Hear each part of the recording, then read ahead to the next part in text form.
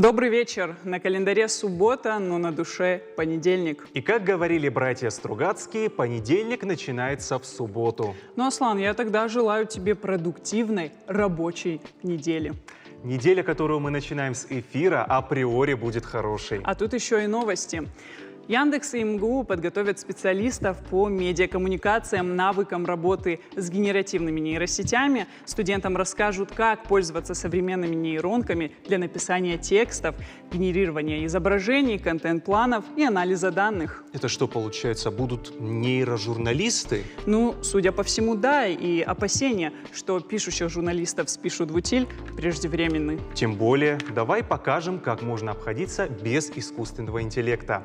В студии Карина Тамаева И Асланбек Алкацев. –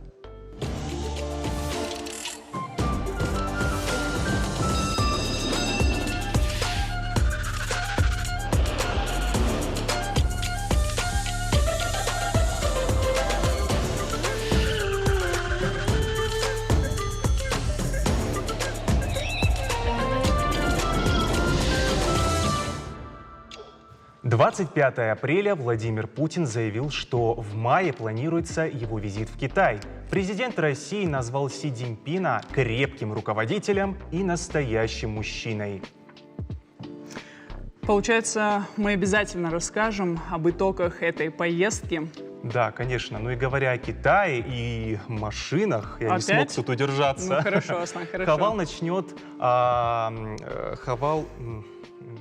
Хавал начнет продажи обновленного кроссовера с 15 мая. На родине эта модель продается уже почти 2 года. Стоимость автомобиля с передним приводом составит 2 миллиона 599 тысяч рублей. Полноприводной версии 3 миллиона 99 тысяч рублей. Знаешь, а внешне-то она выглядит почти как Land Cruiser. Аслан, я очень сильно тебя прошу, не надо сравнивать два этих мира. Ну вот, сказала о мире, и я тут вспомнил, что мы в шаге от возможного контакта с инопланетянами. О чем это ты, Аслан? Прямо сейчас телескоп Джеймс Веб исследует планету, я даже не знаю, как это правильно прочитать, К2-18b, на которой, по мнению ученых, может быть жизнь. Вот как. А есть ли какие-то объяснения этому? Да, конечно, главная причина такой гипотезы — газ, который нашли в атмосфере планеты в привычных условиях, может выделяться, которая только живыми организмами. Задача такого телескопа — найти существ, которые этот газ выделяют. Получается, что мы на шаг ближе к колонизации. Только вот стоит отметить, что в истории нет примеров удачного завершения этого процесса. И поэтому я предлагаю вернуться на планету Земля. А если быть точнее, то на 42 градуса северной широты и 45 градусов восточной долготы, на Кавказ. Ну-ка, Аслан, расскажи нам, что такого интересного ты узнал? Да вот, знаешь ли, английский замок в Грозном откроют после реставрации. Планируется, что все работы будут завершены уже к концу апреля, сообщил мэр Грозного. После завершения реконструкции объект обретет новую жизнь как культурный центр, музей или место проведения мероприятий. Получается, что планируем следующую поездку? Да, тогда уж сразу турне можно устроить, тем более, что вот на майские праздники в Дагестане ожидается до 115 тысяч туристов, что на 20% больше, чем в прошлом году. Аслан, знаешь, я предлагаю остаться во Владикавказе, тем более, что не стоит забывать, 2024 год богат на знаковые даты, и мы должны знать свой край и знаковых личностей в истории республики. Тогда следующий гость точно ответит на все наши вопросы. С нами в студии Артемий Мириков, исследователь ратной истории Осетии Алании. Артемий, добрый вечер. 9 мая совсем близко. Расскажите, вот какая была проделана работа за прошедший год по изучению истории Великой Отечественной войны? Ну, что касается работы непосредственно моей в плане исследований, ратной истории Осетии Алании, сбора материалов о наших героях, потому что я чувствую, что жизни не хватит, чтобы собрать, по крайней мере моей, чтобы собрать о каждом из участников Великой Отечественной войны, тех из наших уроженцев Осетии, из наших земляков. Ну, во-первых, конечно же, это работа с подрастающим поколением. Помимо того, что пишу статьи, бывает, где-то в соцсетях публикую найденные материалы. Также иногда приглашают в школы города, республики, иногда встречаться со школьниками где-то на площадках библиотек, музеев. Ну, проводим просветительскую работу такого формата, и все-таки вот сейчас у нас 79-я годовщина Победы, но уже ощущается, это и говорят, и даже пишут, и не только мы эксперты, это говорим, что эта 79-я годовщина Победы будет генеральной репетицией к 80-летию Великой Победы, тоже достаточно значимая дата, и значима она тем, что вот этот каждый юбилей, каждые 5 лет, он... Действительно, этот праздник все больше и больше бывает со слезами на глазах, потому что все меньше и меньше становится наших ветеранов войны. Да. И этот День Победы, события, связанные с историей Великой Отечественной войны, они все дальше и дальше, с каждым днем, с каждым годом, с каждым десятилетием уходят и становятся историей, уходят в прошлое. И для того, чтобы это не забылось, конечно, надо сохранять память. Другое дело, что часто об этом говорят, и уже достаточно, я бы сказал, со всех площадок практически.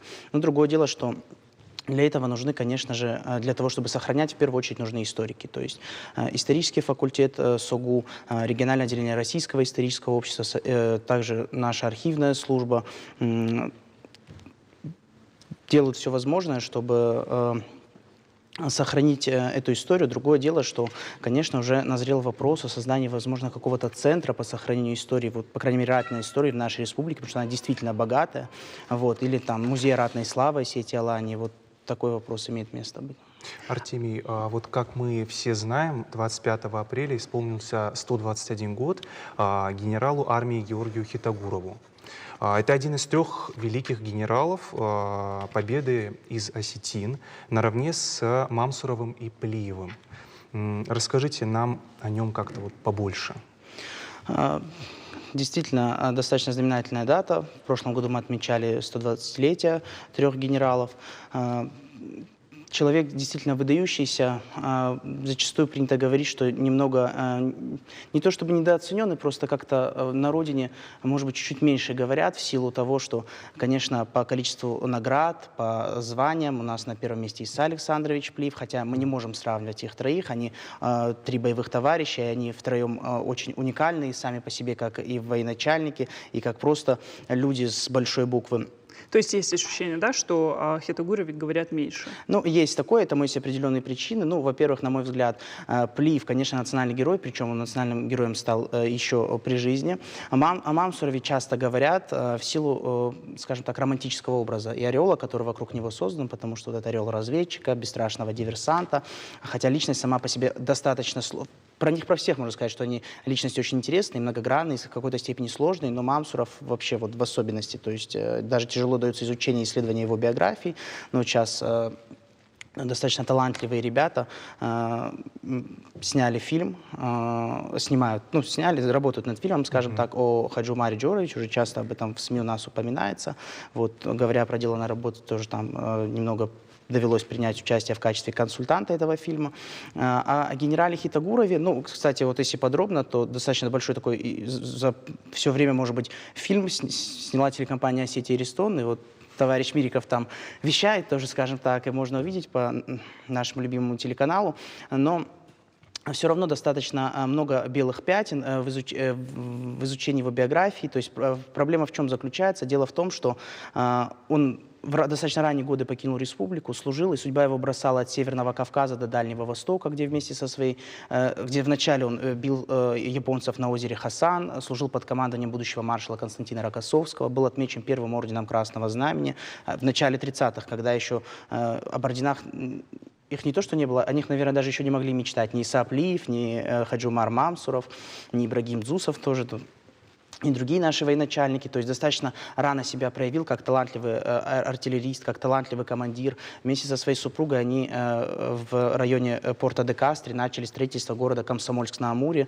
И супруга у него достаточно интересная личность, потому что Валентина Хитагурова, будучи молодой девушкой, женой красного командира Георгия Хитагурова, как мы знаем, бросила клич «Все на строительство Дальний Восток». Да, вот про это движение еще очень мы со Сланом читали перед эфиром, но все-таки от вас это хочется услышать как от эксперта. Но мне кажется, что с учетом того, что у нас недавно было создано движение первых, вот оно достаточно актуально. То есть вообще вот история этого движения, она может стать таким мостиком, которое связывает две границы Российской Федерации, то есть два противоположных субъекта, это Северную Осетию и Дальний Восток, и в частности город Комсомольск-на-Амуре, который был, собственно говоря, отстроен, ну, конечно, не только Валентиной и Георгием Хитогуровым, но теми тысячами молодых людей, которые, прочитав в советской прессе вот этот призыв Валентины Хитогуровой, отправлялись на Дальний Восток.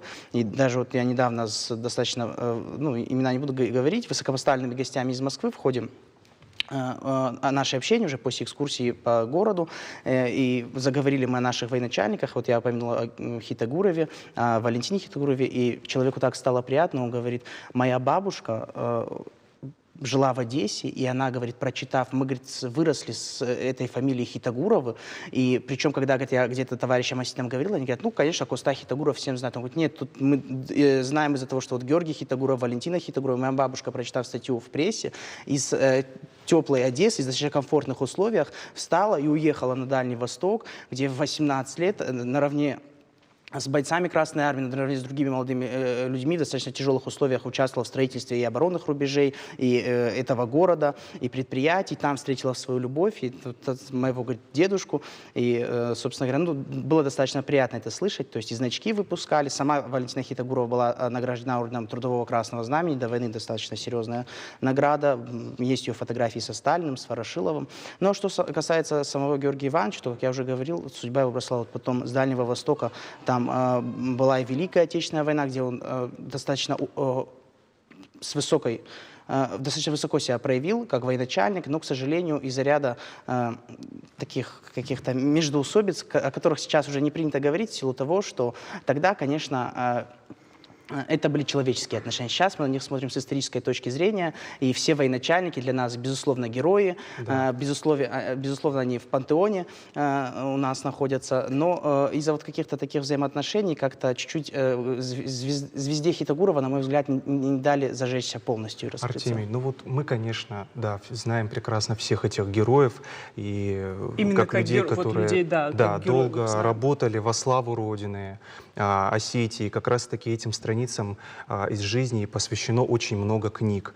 А что, если говорить просто об их жизни? Вот какими они были? Насколько вот мы знаем, Хитогуров, он очень сильно любил кино.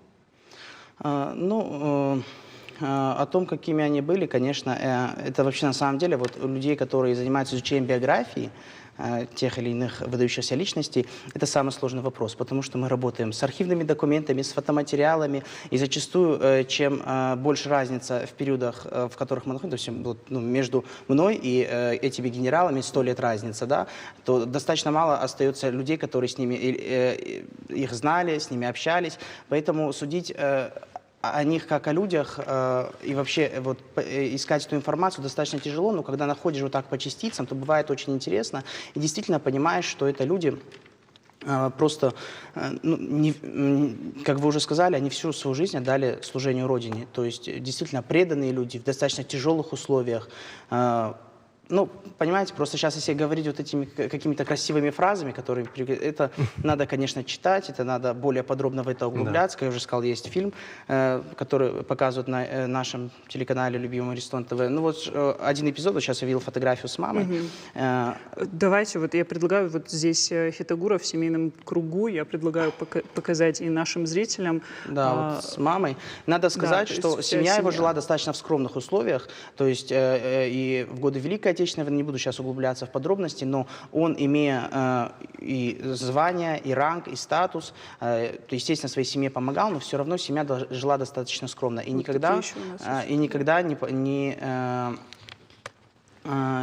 никогда он не попросил для своей семьи, у руководства республики каких-то особенных благ или удобств. То есть, он же мог воспользоваться тем, что его на родине уважают, любят. Да, вот такой факт. К сожалению, сейчас, насколько я знаю, ни у кого нет связи с его потомками.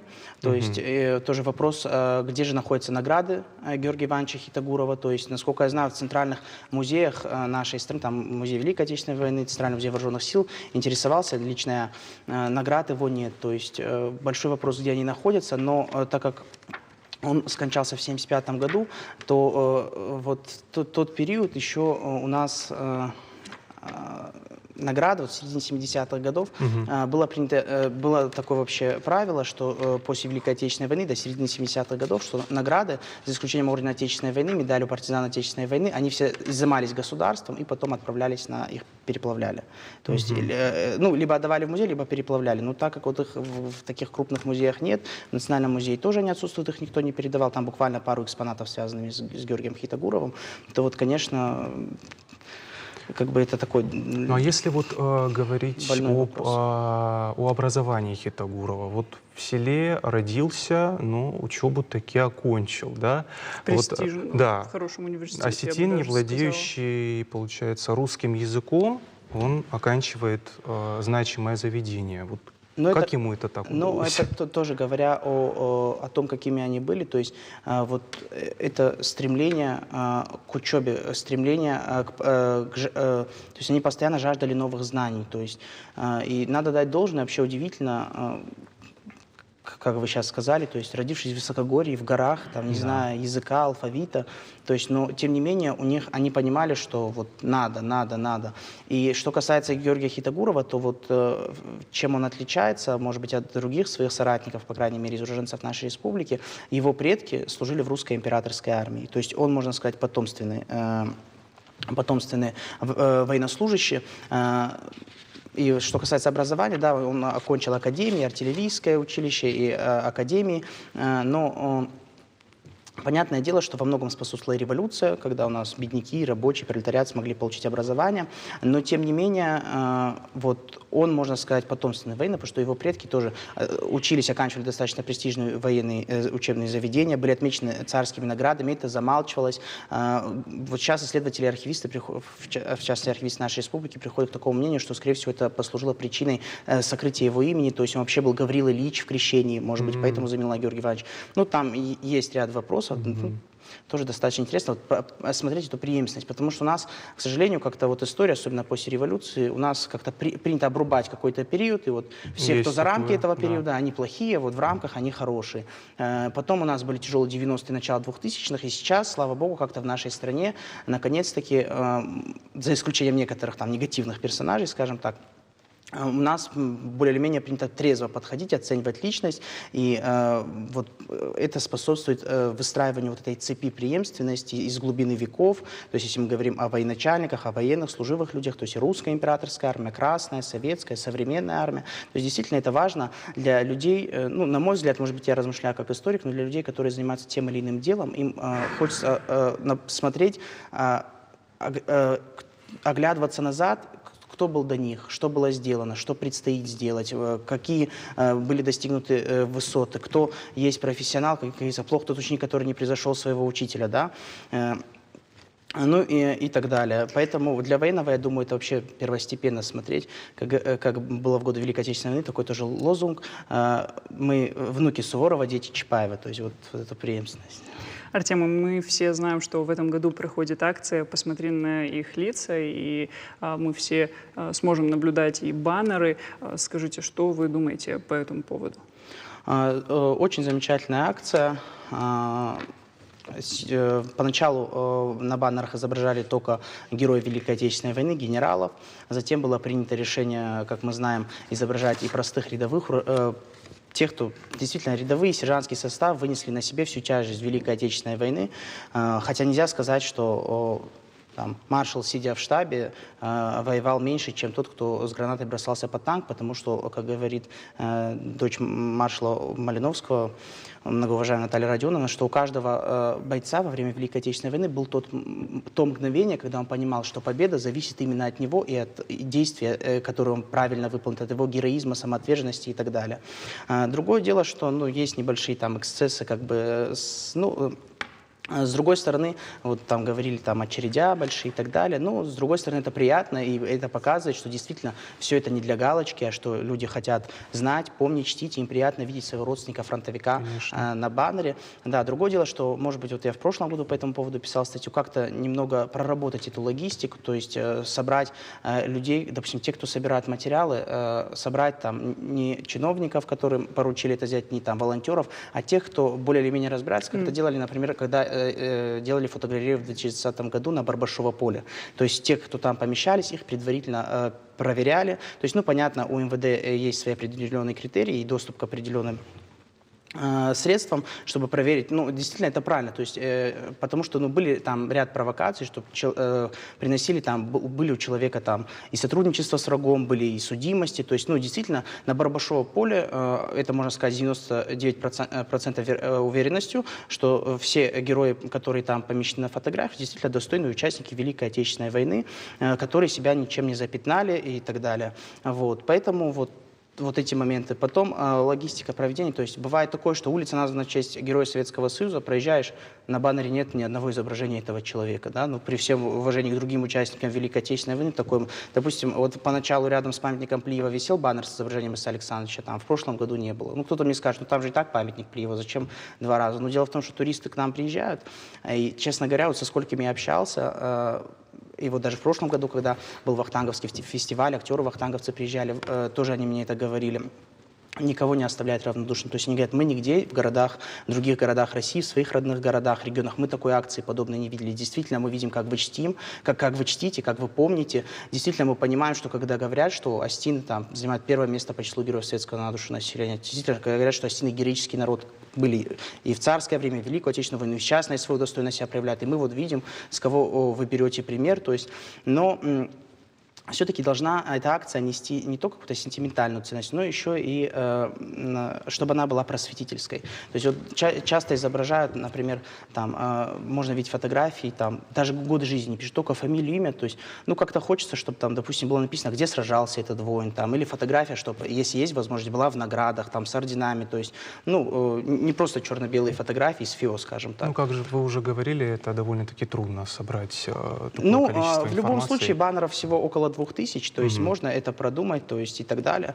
Плюс хочется, конечно, видеть и тех, например, кто командовали этими людьми. Например, вот на улице Ватутина вот проезжаю несколько дней, ну и до этого нет, хочется видеть, например, баннер, ну, возможно, это мое какое-то мнение, кто-то может согласиться, кто-то нет. Допустим, генерала Ватутина, который погиб от западноукраинских националистов. Вот, и под его командованием сражались сотни тысяч людей, в том числе уроженцы Осетии, ну, и так далее. Вот. Артемий, Да. вот мне интересно, что вы можете сказать по поводу Мамсурова, вот непосредственно как историк? Ой, ну, по поводу Хаджума Арджуровича, который, кстати, является кузеном моей прабабушки. Вот. Но я не люблю об этом говорить и афишировать, потому что иногда так смотришь, человек пишет правнук Хаджумара Мамсурова, знает, ну, все знают, кто его прямые потомки и так далее. Ну, действительно, родственные связи имеются. Вот. Человек, как я уже сказал, достаточно многогранный, достаточно сложный. Ну, наверное, целый фильм посвятить мало будет и книгу написать. Но тоже биография его не изучена. И многие говорят, ну вот он там под грифом «секретно», это только через 100 лет будет известно. Но чаще всего, кто это говорит, они даже не пытались изучить его биографию. Потому что есть в архивах лежат документы, которые просто ждут, когда к ним придет, кто-то их откроет, там, ведет в оборот, там, ну, исследует, потом ведет в оборот научный и так далее. Вот. Есть, конечно, ряд мифов с ним связаны. Например, как он жену Паулюса воровал. То есть, ну, это из серии такого. Интересно с точки зрения каких-то вот таких, как не знаю, таурах-то их назвать, или преданий, что ли, но это уже больше какой-то фольклор, русское народное творчество, потому что любой героический человек рано или поздно обрастает какими-то вот такими преданиями, легендами. Вот. Ну, вот я же говорил, фильм сейчас снимают, то есть будем надеяться, что на достойном уровне будет проделана работа. Ребят, ну, действительно, глаза горят у творческой команды. Артемий, и еще очень важный вопрос. Как вы проведете 9 мая? Возможно, у вас, у вашей семьи есть какие-то традиции уже? Ну, действительно, 9 мая один из самых главных праздников в нашей семье и один из самых главных праздников лично для меня. Собственно говоря, сколько я себя помню, где-то с 3 лет, вот столько мы этот праздник отмечаем. По традиции всегда мы посещали, когда еще был совсем маленький, есть фотографии ветеранов Великой Отечественной войны, наших там знакомых, дальних родственников. К сожалению, на сегодняшний день практически никого не осталось из тех ветеранов, с кем я тесно общался. То есть их было около 2 десятков, сейчас нет ни одного. Но вот те ветераны не здравствующие, несколько из них, в частности, вот Пагай, ветеран Великой Отечественной войны, Хачикян. Это, они, можно сказать, двое из 2 десятков оставшихся в республике ветеранов, которые еще ходят на мероприятия. Вот, тут, ну, с ними лично знаком, но так тесно, как вот с теми, с кем в детстве общался. То есть и они были достаточно еще в таком состоянии здоровья, позволяло им рассказывать, то есть память хорошо работала. Вот. Ну, в детстве часто смотрели парад Победы по телевизору на Красной площади. В 2015 году, перед этим там была история, написал письмо президента, был приглашен на парад в честь 70-летия Победы. Значок, кстати, оттуда в следующем году будет 10 лет, да, достаточно такие теплые воспоминания остались. Ну, а затем уже с 2016 года традиционно участвую в параде, ну, в качестве зрителя у нас на площади Свободы, в Бессмертном полку. Сейчас, конечно, ну, не хватает вот то, что не сможем пройтись в Бессмертном полку. Ну, собственно говоря, я с одной стороны печально, с другой стороны я знаю, что хоть вот в акции «Посмотри на их лица» участия не принимал, потому что у самого там в семье, если суммарно брать, там около 15 фронтовиков, и я решил, что, ну, как-то в семье память сохраняется, да, на Барбашов, в поле кого-то из них, кого есть фотографии, я поместил на дороге памяти в Москве, где главный храм вооруженных сил России, они там есть. Думаю, уступлю дорогу тем, вот, у кого, пусть люди поместят своих родственников, да, на баннерах. Вот, ну, я думаю, помимо того, что, как говорится, как 9 мая, парад и так далее, сейчас как бы такой период, обращаются, даже вот сегодня несколько раз звонили, и экскурсии провести по Барбашову полю, и ну, вы пригласили, спасибо мы очень большое. рады на самом деле, что Да. есть люди, которые интересуются до сих пор, и мы очень рады, что вы пришли к нам сегодня, поговорили. Сегодня была достаточно серьезная беседа, и я думаю, что и мы, и наши зрители действительно сегодня для себя что-то новое открыли. Спасибо вам большое. С праздником. А сейчас короткая реклама на телеканале «Осетия и Руштон». Не переключайтесь.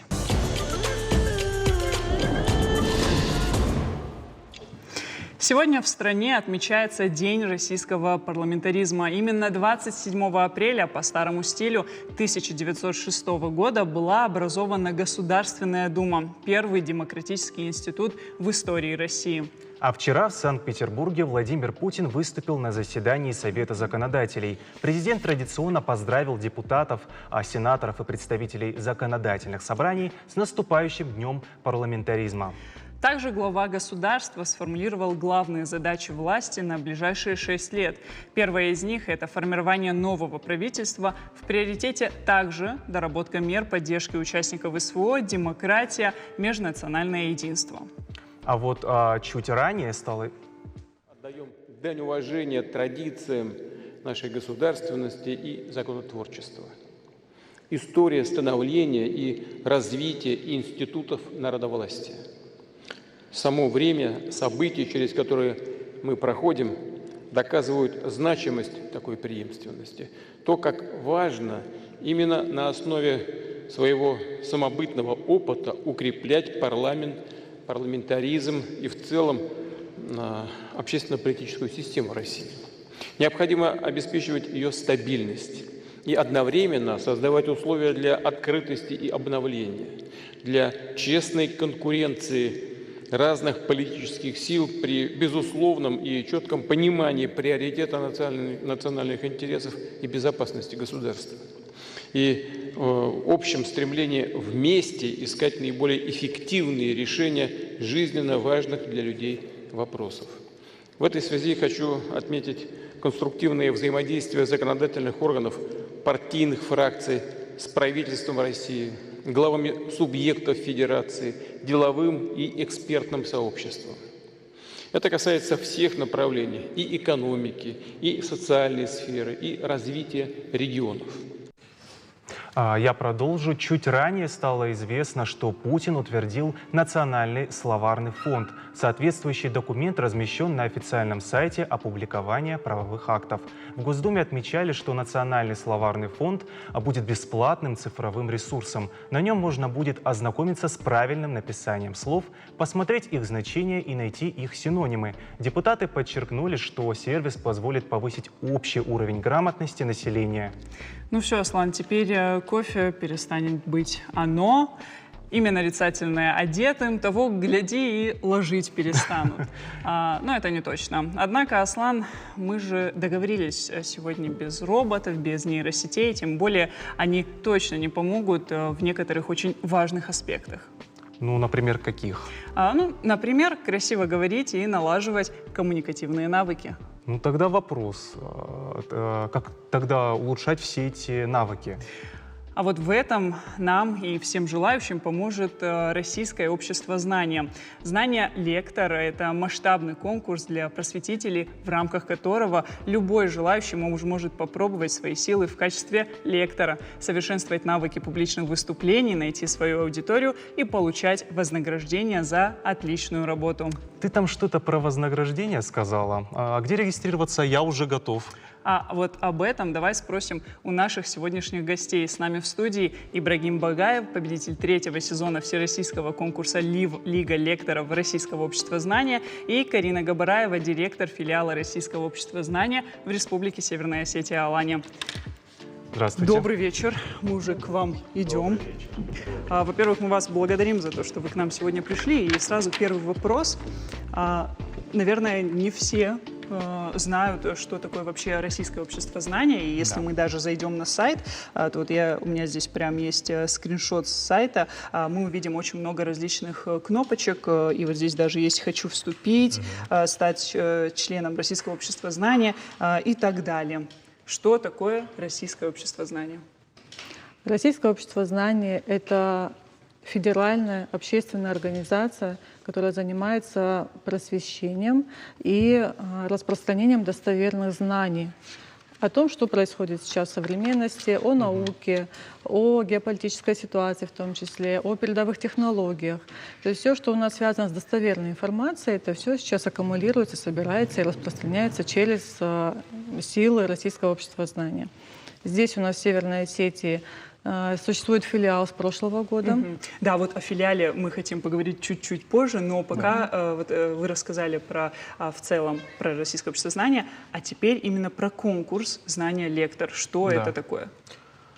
Он как более опытный, наверное, пусть Ибрагим расскажет. Если Карина Леон не против. «Знание лектор» — это, наверное, один из таких не то чтобы фундаментальных, а базовых краеугольных проектов Российского общества знания. Один из первых проектов, вот когда Российское общество знания перезапустилось по инициативе президента Российской Федерации, по поручению президента Российской Федерации, первая задача, первая проблема, которая встала перед возрожденной общественной организацией, это сформировать новый пул лекторов. Причем не просто тех лекторов, которые хотят, которые могут донести информацию любой тематики, но в первую очередь лекторов высокого уровня, лекторов высокого уровня общей эрудиции, профессионалов и специалистов в узкой тематике. Да? И вот в этой связи появился конкурс «Лига лекторов», который проходил 3 года подряд. Вот как вы отметили, я победитель прошлого сезона. То есть 3 года подряд это был конкурс, который назывался «Лига лекторов». Каждый год определялось 50 победителей, абсолютный победитель. Мне посчастливилось представлять республику в прошлом году.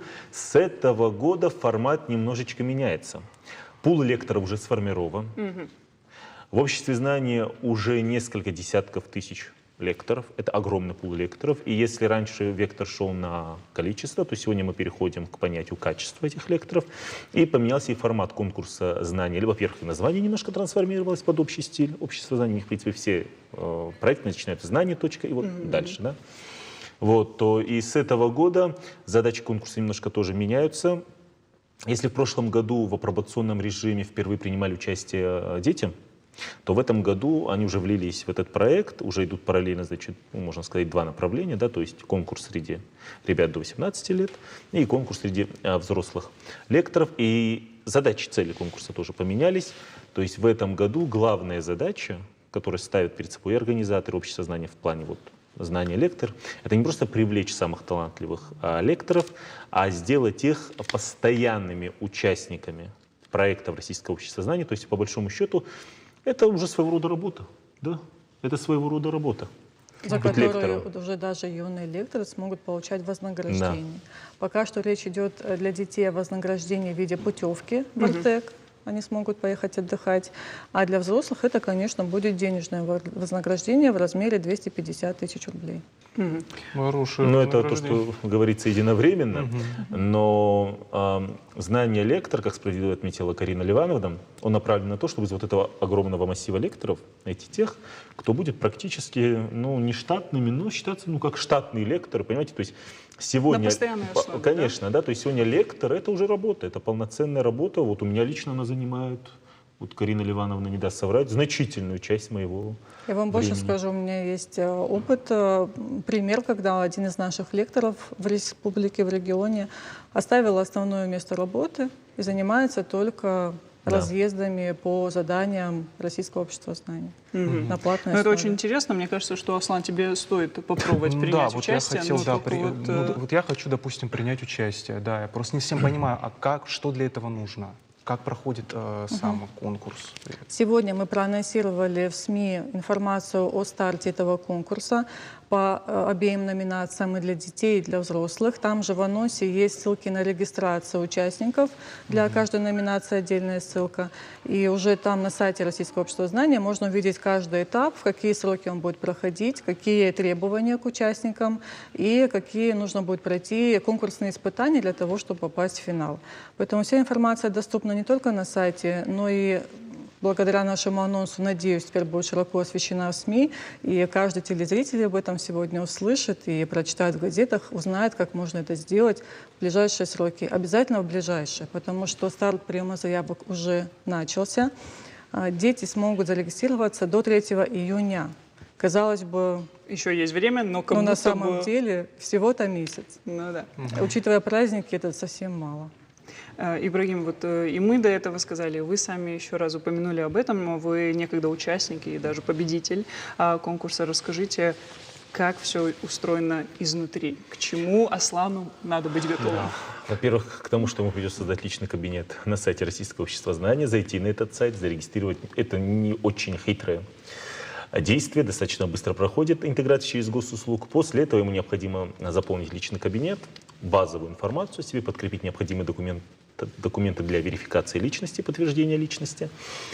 Ну а уже далее начинается наверное, самое сложное, это первый этап, когда необходимо заполнить анкету, подгрузить все документы и, самое главное, снять видеовизитку. Это самое сложное на самом деле. А почему? То есть в ней какие-то Просто детали, речь она о должна быть... самообучении, когда Да. ты сам должен себя заставить пройти первый базовый курс ознакомительный, Академию Вопрос знаний. личной мотивации. Да. Да. Побороть свою лень, пройти Да. первый этап, который ты должен сам сделать, первый шаг, а потом тебя уже сопровождает наставник. Что вот я оно себя что. должен снять, да? Ну да, рассказать о себе, это наверное. формат селф-презентации в формате TED, да, вы делаете видеовизитку, где вы рассказываете о себе, вы рассказываете о своей профессиональной деятельности, о своих личных успехах, профессиональных успехах, да, личные мало кого там интересует.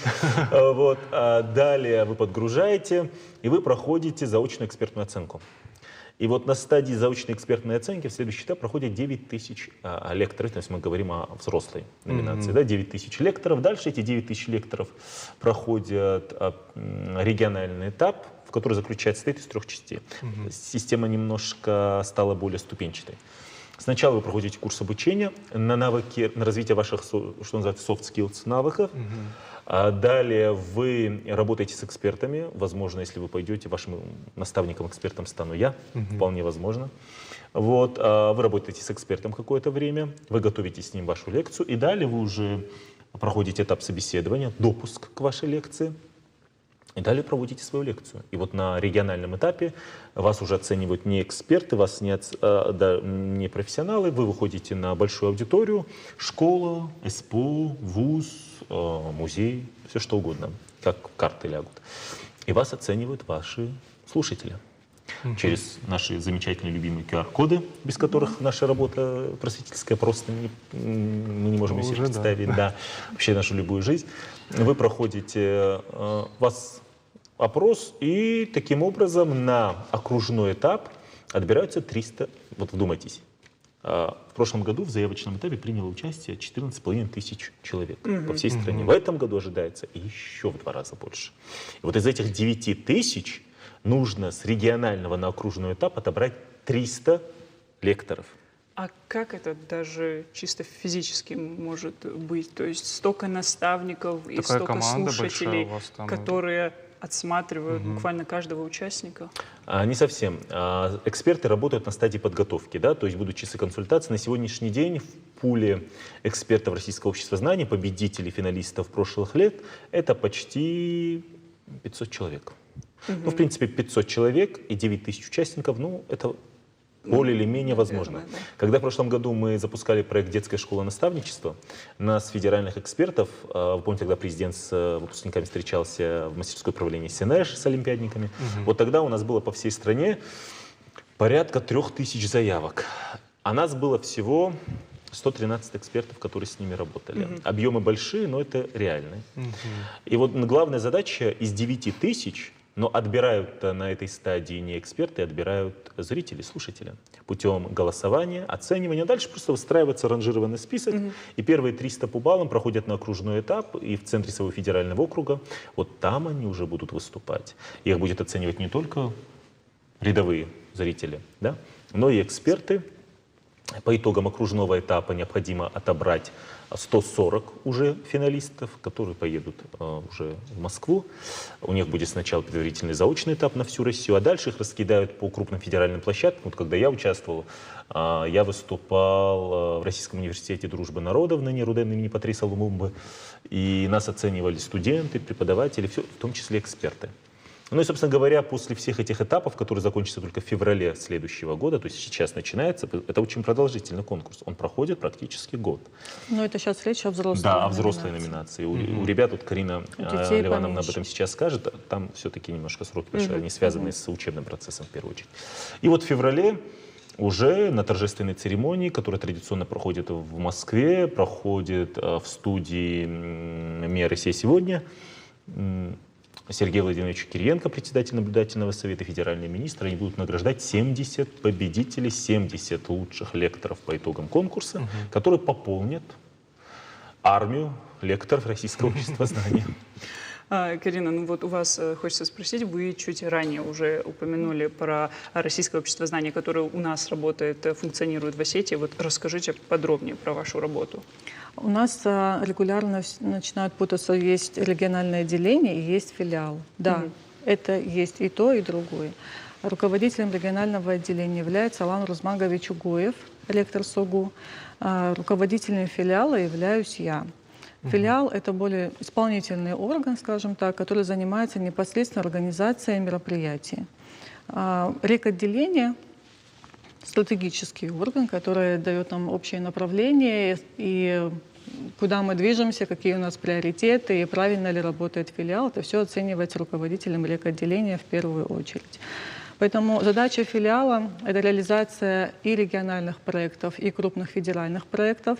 Мы сегодня с вами говорим о проекте «Знания лектории», где уже Ибрагим довольно подробно рассказал об условиях участия для взрослых, но я бы очень хотела обратиться к детям. С 14 лет, 18 лет включительно, на момент регистрации на сайте все желающие, все дети могут принять участие в этом конкурсе. И мне бы очень хотелось, чтобы талантливые осетинские дети обязательно в большом количестве приняли участие в этом конкурсе. Шансы довольно высоки у детей. Особенно, я так считаю, у наших детей. Недавно совсем приезжал Первый канал, отсматривал детей на федеральный проект «Лучше всех». И эксперты тоже отметили, что Осетия просто очень богата талантливыми детьми. И мне бы хотелось, чтобы лекторы знания тоже максимально успешно были представлены в федеральном конкурсе. Приведу только один пример. У нас самый юный лектор в республике — это Дана Ревазова, которая показала сначала свой новый моноспектакль в Москве на ВДНХ, лектории общества знания, а потом показала его несколько раз здесь, в доме Вахтангова. Причем один из этих показов был перед участниками делегации Всемирного фестиваля молодежи. И один из дней пребывания полностью был под эгидой Российского общества знания. И творческий вечер был посвящен как раз теме остинской культуры, и представил эту культуру наш лектор, самый юный лектор республики Дана Ревазова. Хотелось бы, конечно, чтобы ее пример был заразительным для многих других детей, и мы очень приглашаем и ждем как можно больше молодежи принять участие в этом конкурсе. Ну вот наверняка сейчас нас смотрят, возможно, и дети, которые бы хотели принять участие, и родители, которые хотят, чтобы их дети приняли участие в этом конкурсе. Самый главный совет, чтобы вы им сейчас сказали? Не бояться сделать первый шаг. Мне кажется, это и для родителей тоже бывает иногда преградой. Ты иногда думаешь, что твой ребенок, он, да, в чем-то больше развивается в каком-то определенном направлении, но иногда кажется, вот глядя даже в телевизоре, в том же проекте «Лучше всех», что ну, там же должен быть какой-то прям особенно яркий талант. У вас у всех есть особенно яркие таланты. И чтобы их открыть, нужно сделать первый шаг, попробовать себя и поработать с наставником, и тогда действительно под руководством наставников дети раскрываются с другой стороны. У них открываются новые способности, о которых вы даже могли дальше даже не знать.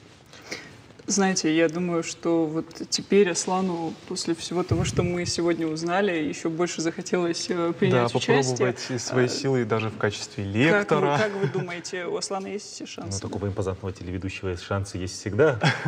Вот. Тем более, что, в принципе, у нас же есть опыт, да? Когда наши сотрудники наших телевидений довольно очень такие успешные лекторы, в принципе, по всей стране, потому что ну, сама профессия предполагает, хоть и общение такое заочное с огромной массой людей, но им все равно бывает легче, поэтому дерзайте.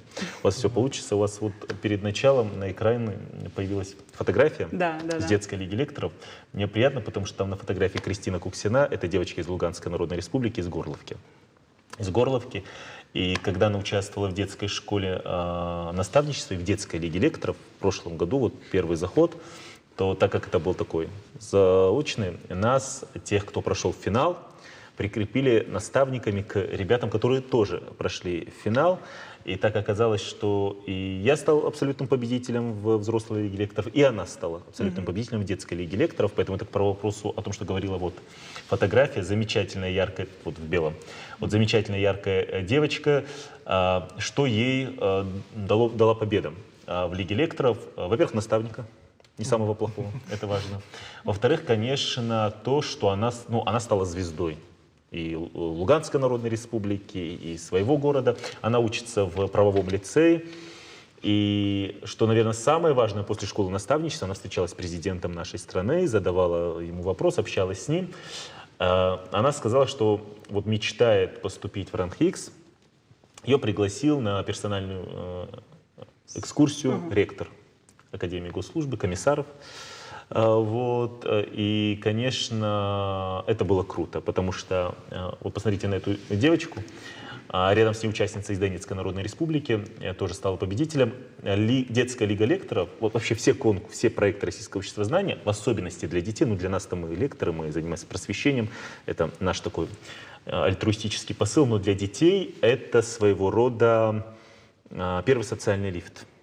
Очень успешный социальный лифт, который может помочь, да, дальше в жизни. Поэтому призываем наших ребят, наших школьников, тем более у нас в стране, у нас в республике замечательные детки, просто, да, вот я как педагог, понимаете, и они у нас безумно яркие и открытые. Хочется, конечно, чтобы наших замечательных детей видела вся страна. Я думаю, что многие будут участвовать, да, потому что, тем более после такого вашего, можно я скажу, лекции, вашей такой лекции для нас и для зрителей. Спасибо вам большое. Вам спасибо. Вам тоже. А сейчас короткая реклама на телеканале «Осетия и Рыштон». Оставайтесь с нами.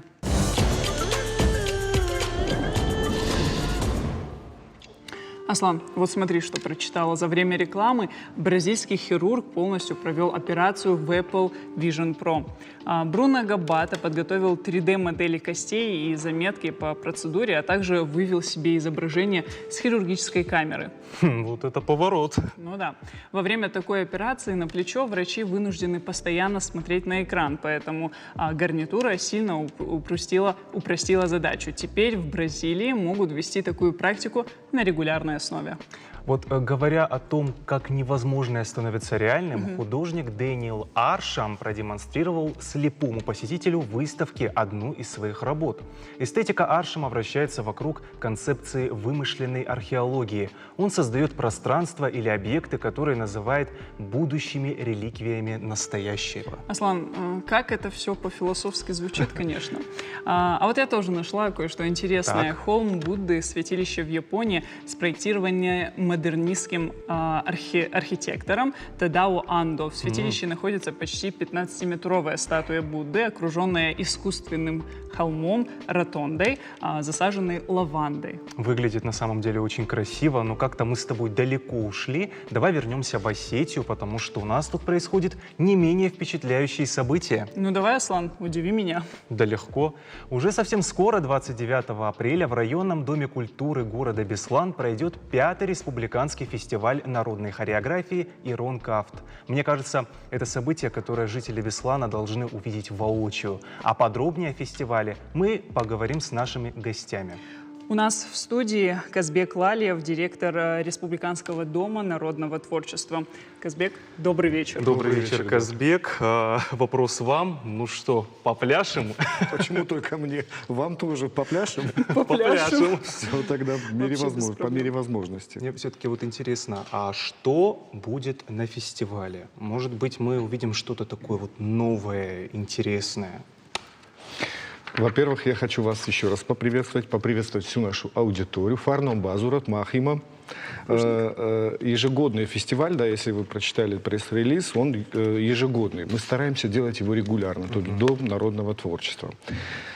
С чем это связано? Это связано с тем, чтобы мы по мере возможностей наших, и даже не без возможностей, больше этого, могли держать на пульсе, вот как вы идете со временем, какие-то новые новости узнаете, что-то такое новое из мира, из разного мира, там, спорт, техника, культура, так и мы пытаемся сохранить вот все наши действия, чтобы так коротко и четко понять друг друга, направлены на то, чтобы мы могли хотя бы сохранить в том виде, в каком мы застали вот это народное творчество, и уже передавать его младшим поколениям, а местами даже его видоизменять, преподносить в новых каких-то ракурсах, красках, чтобы это было понятно и сразу любимо людьми. Вот это самое главное.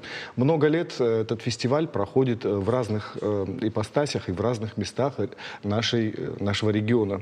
Несколько лет он проходил, и во Владикавказе был, в округе Владикавказ, он был и в районах, в том числе на таком живописном, можно сказать, поле, стадионе в городе Чекале он проходил. Нынче он проходит вот, в связи с разными обстоятельствами в городе Беслан, во дворце культуры Беслана. И мы надеемся на то, что в этот раз мы тоже сможем и удивить, и порадовать в первую очередь носителей народной традиции, самобытной. Это наши коллективы, их руководители, дети. Во вторую очередь, это, конечно же, гости этого фестиваля, жители Правобережного района. Ну и, конечно же, мы сами хотим тоже порадоваться, видя вот эту всю красоту. Конечно. А вот скажите, кто в этом году примет участие и вообще какое возрастное, может быть, даже ограничение есть? У нас возрастных ограничений нет. В этом году, как и всегда, это 8 основных районов нашей республики. Ну и, конечно же, отдельным, обособленно немножко стоит город Владикавказ. Вот примут участие как бы лучшие коллективы и лучшие номера в области народной хореографии, традиционной. Это тоже очень важно. Здесь, наверное, нам нужно сказать большое спасибо руководителям Правобережного района, как и всему коллективу. Ну, в первую очередь, это Мрикаев Казбек Русланович и Фраев Сослан Михайлович. Большое вам спасибо за то, что вы с огнем, с энтузиазмом принимают руководители района этот фестиваль, понимая важность всего, что будет проходить. Ну и, конечно же, с большим удовольствием и энтузиазмом взялись сами работники культуры Правобережного района во главе с начальником управления культуры Батразом Муратовичем Хугаевым, директор Дворца культуры Альбина Уртаева, ну и весь коллектив. Большое вам спасибо. Казбек, а вот скажите, все-таки очень интересно нам со Сланом вот было и перед эфиром это понять, может, есть что-то такое, чего не хватает таким районным коллективам? Да. каком смысле? Для развития, чтобы и творчество, и танец, чтобы Ну, развивался. во-первых, Дом народного творчества, мы регулярно общаемся с коллективами, с руководителями. При первом же вызове или необходимости мы выезжаем на места или у себя принимаем. Ежегодно в нашей республике мы собираем руководителей коллективов и обсуждаем с ними. Это в разных формах проходит. Ну, чаще в виде работы такой, да, вот, можно сказать, слушаем друг друга, понимаем, сами анализируем, работники, вот специалист, уже перешли к тому, к Дому народного творчества. Начальник, вообще заведующий отделом народного творчества у нас Лариса Сергеевна Битарова. Жанровый специалист по хореографии народной, это Мадина Цориева. Они в этот раз с большим удовольствием тоже и пиететом, уважением к своему делу взялись. Мы с утра до вечера в этой работе. Вам, девочки, большое спасибо. Вот. Мы встречаемся, обсуждаем все наши проблемы, все темы, которые важны и для нас, по нашему мнению, для развития народной хореографии, и для самих руководителей коллективов. Они тоже говорят с нами, может быть, это секрет даже, не нужно говорить, но мы бы хотели создать какой-то небольшой союз хореографов, тех, которые работают в районах. Не таких ведущих, модных, городских хореографических коллективов, а именно те, которые работают в насилии, можно сказать, в районах, которые нуждаются и в методической помощи, которые нуждаются и во всяческой поддержке. Кроме того, Дом народного творчества регулярно способствует тому, чтобы эти же коллективы выезжали на всевозможные фестивали, конкурсы, показы. Это по всему региону, ну и за границу, конечно же, бывает такое тоже. Мы стараемся, чтобы коллективы выезжали. А для коллектива что важно? Важно благодаря вот таким встречам держать коллектив в тонусе, и чтобы участникам этих коллективов тоже было интересно заниматься народным творчеством, когда ребенок видит, что вот фольклор или народное творчество, которым он занимается, танцует, любимое дело, находит отклик у его зрителя, и он горит, он с большим удовольствием. Мы же не профессиональные коллективы, для которых это их работа за зарплату.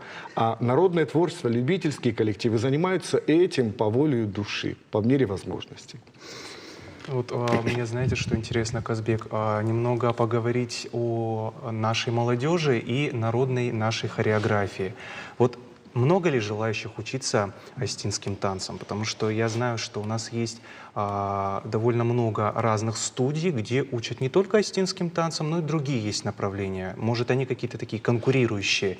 Тот же там джаз-бродвей, танго, ча-ча-ча, румбу, еще что-то, там брейк-данс тот же. Скажите. Вот если мы так чуть глубже возьмем, то да. Мы же понимаем, что вообще и для классического искусства, и вообще для всего искусства основой, фундаментом является народное творчество. Безусловно. И мы уверены в том, что если обладать азами, если знать народное творчество, то и все остальное, все остальные жанровое многообразие легче дается, и оно будет. Охотно, одинаково и народным творчеством занимаются, потому что мы очень гордимся тем, что в районах живут патриоты. Но несмотря на то, что они патриоты, джазовые направления, современные направления в хореографии тоже развиты. Они танцуют и современные танцы, они танцуют и румба, и ча-ча-ча, и спортивные бальные танцы есть. И в Моздоке, и в Правобережном, и я вам могу перечислять, они занимаются этим. Охотно по мере возможности, потому что мы видим сегодня с каждым годом все больше и больше количества младших, которые привлекаются сюда. Они горят, они хотят. Вот сейчас, допустим, вот в одном коллективе в среднем около 20 участников. 15 коллективов — это более 300 участников этого фестиваля в этот раз. Казбек, есть и дети, есть и среднее поколение, есть и взрослые совсем, которые вместе с детьми, допустим, занимаются вот тем, что они вместе с ними танцуют. Танец для нас не то, что мы привыкли и любим, конечно, это обязательное, традиционное наше. И танец приглашения, хонга-кафт, и щимт, и обрядовые танцы, и фольклорные танцы, такие как поединок, он считается фольклорным танцем, вывод невесты к ручью или девичий танец с каким-то содержанием. Это все обязательно, но помимо этого ребята еще и подготовили танцы наших братьев, соседей. из Северного Кавказа. Такие танцы тоже будут представлены. Мне кажется, это стоит увидеть в Вот я сейчас об этом подумал, кстати. Мы где- вас и всех наших зрителей искренне приглашаем 29 апреля в Международный день хореографии танца. В Правобережный район, город Беслан, Дворец культуры, 18 часов вечера. Если вдруг у меня не получится, вот может же быть такое, что я Конечно. могу не присутствовать на таком красивом мероприятии, где можно будет посмотреть, может где-то в социальных сетях специально будут выкладывать, где это можно Ну, увидеть? во-первых, ваши коллеги, мы ждем их с большим удовольствием, это служба новостей. А целиком все равно это надо увидеть вживую. На конечно. Всю интернет-ресурсах... атмосферу, да, прочувствовать. интернет-ресурсах Дома народного творчества это все будет выложено обязательно. Мы каждое наше мероприятие храним, ссылки выкидываем, потом это можно все пересмотреть, увидеть, но опять же проникнуться этой атмосферой, когда, допустим, в этот раз фестиваль начнется с шествия парада. Все коллективы выйдут и представят себя.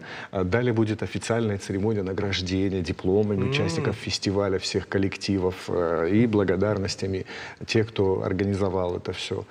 Это с большим удовольствием мы сделаем. Отлично. Казбек, вот вы чуть ранее сказали про то, что ребята из этих коллективов, для них это не работа. То есть они горят этим. Конечно, это их образ жизни, Вот. это их система ценностей, которая нам очень важна. И на одном из интервью, которое было до этого, вас спросили, бывали ли случаи, когда вы работали без гонорара, ну, имеется в виду ведущим. И вы ответили, всегда, очень часто. А на вопрос, почему, вы сказали, что это зов души, что есть такая категория людей, которые работают и творят по зову души, и если говорить по-осетински, то это удыхаш.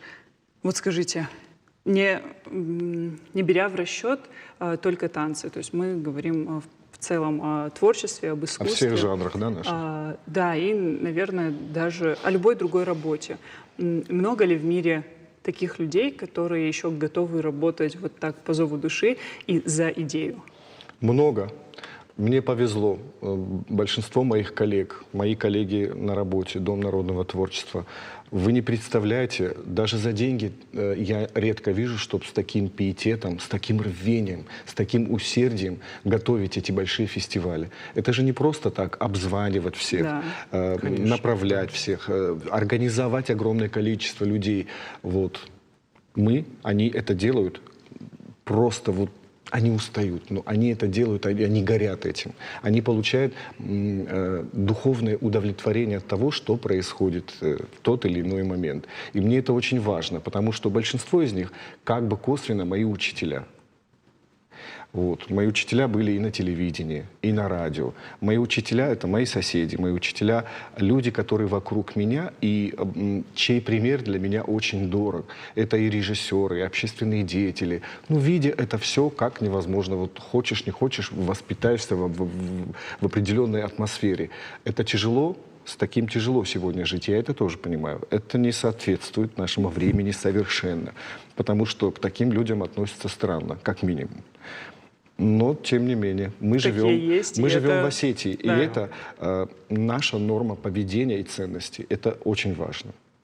Вот насчет норм поведения и ценностей я бы хотел кое-что... Я не знаю, может, вы видели Казбек или нет. Я сейчас вам опишу ситуацию.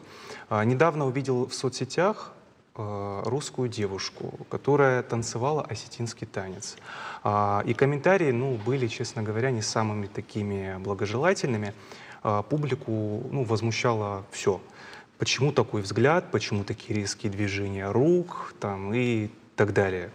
Скажите, может ли неосетинка танцевать с такой же плавностью и харизмой, как вот наши девушки? И нужно ли какое-то, может, специальное право или разрешение от Минкульта? Не знаю. Вы знаете, я по делам права не очень, по творчеству, пожалуйста. Я Да, вот на ваш если взгляд. говоря о творчестве. Лично на мой взгляд, никто никогда не сможет повторить осетинок. Никогда. Никто. Точно так же, как и мы не сможем повторить никакой оригинал. Я имею в виду не только хореографию, но и вокал, и инструментал. Мы никогда не сможем сыграть, допустим, какую-то вещь так же, как и восточные люди или европейские люди. Мы никогда, хотя мы стремимся к этому, у нас есть очень большие успехи и в классической музыке, и тому примеры подобное. этого, Есть да. примеры, есть.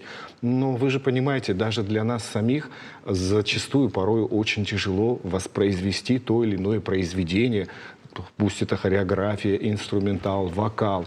Для нас самих это тяжело. Я знаю очень мало количества людей, практически не знаю никого, кто бы мог бы...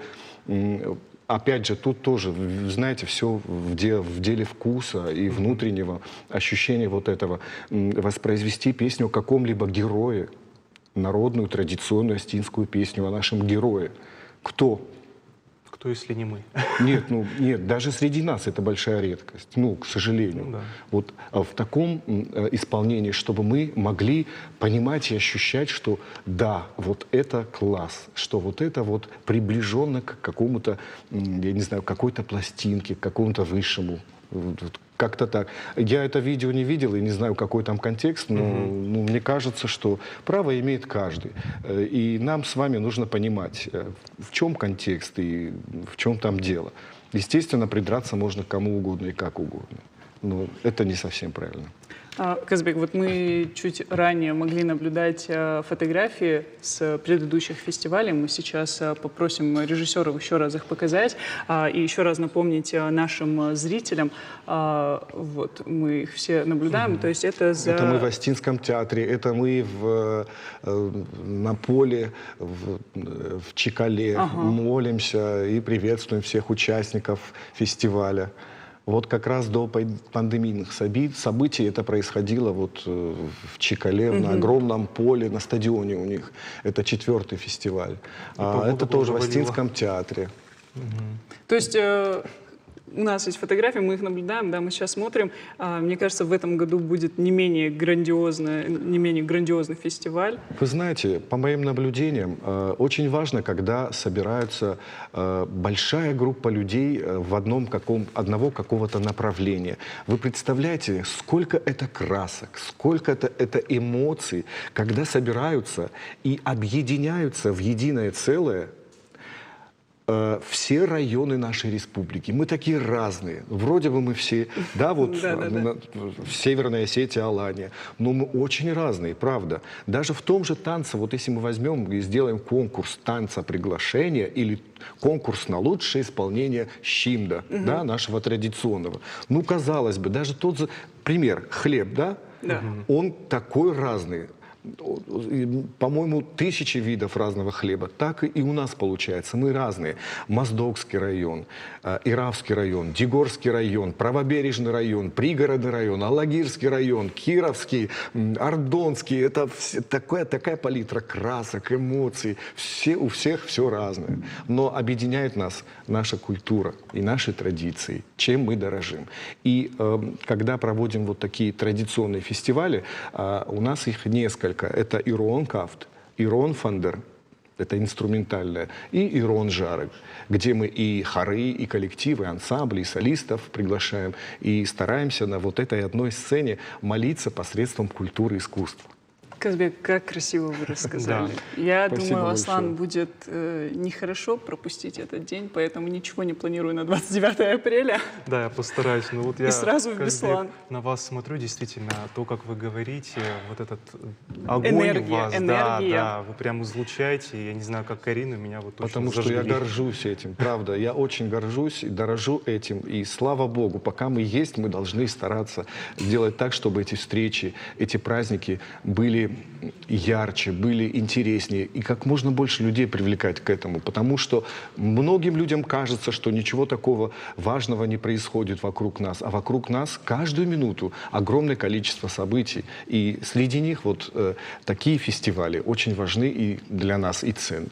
Безусловно. Поэтому... Казбек, мы благодарим вас за сегодняшнюю беседу и желаем вам только удачи в вашей работе. Да. Спасибо вам большое. Еще раз большое спасибо Правобережному району, отделу культуры. Большое спасибо моему коллективу. Извините, что так нескромно, но я им тоже горжусь, их работой. И большое спасибо всем, кто любит и ценит народное творчество. Спасибо вам, что пришли. Аслан, а вот ты знаешь, что фраза «часики-то тикают» самая раздражающая среди россиян? Ой, тогда я могу, знаешь, долго продолжать. Не жалуйся, вот в наше время, жить для себя эгоистично, хватит быть ребенком и так далее. Аслан, хорошо, тогда хочешь, я скажу фразы, которые тебе точно захочется услышать? Ну, давай, попробуй. Завтра выходной. Ой, как хорошо. И послезавтра выходной. Ну, это чудесно, Карина. И вообще выходим на работу только в четверг. Карина, почему ты не можешь вот как можно чаще повторять эти фразы? Аслан, ты, конечно, так сильно не расходись. Да, это не постоянно, это одноразовая акция будет. Ну и ладно. А сейчас я хочу поздравить всех с наступающим праздником. Да, мы желаем вам провести это время с родными и друзьями. И, конечно, не забывайте подписываться на наши социальные сети. Там всегда все самое интересное. Оставайтесь с нами и помните, дело стоит труда.